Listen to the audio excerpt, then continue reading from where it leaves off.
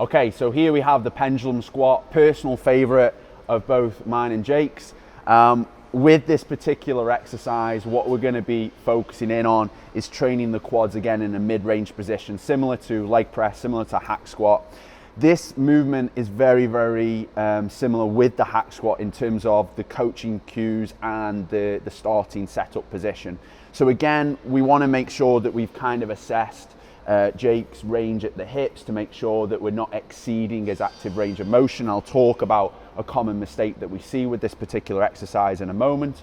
But again, in regards to the setup, what we're thinking about first and foremost is trying to position the feet as low down on the pad as we can get away with, while still being able to drive through the heels so that we're not moving too far down and losing that range at the ankle.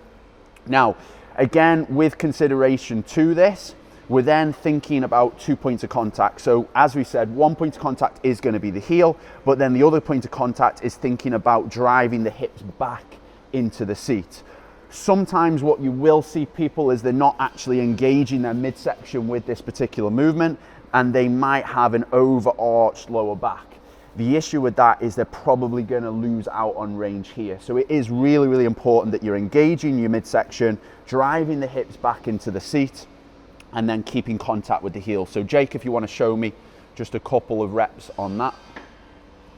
So again, really controlled through that movement. We're making sure that at the bottom of this movement, we're not seeing a posterior tilt of the pelvis. So we shouldn't see that this bum starts to come off. If it does, then we could probably guess that we're exceeding Jake's natural range here.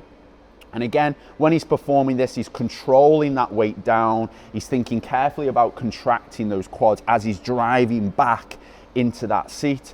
And again, he's thinking about pushing through his heels, not through his toes. And that's our pendulum squat.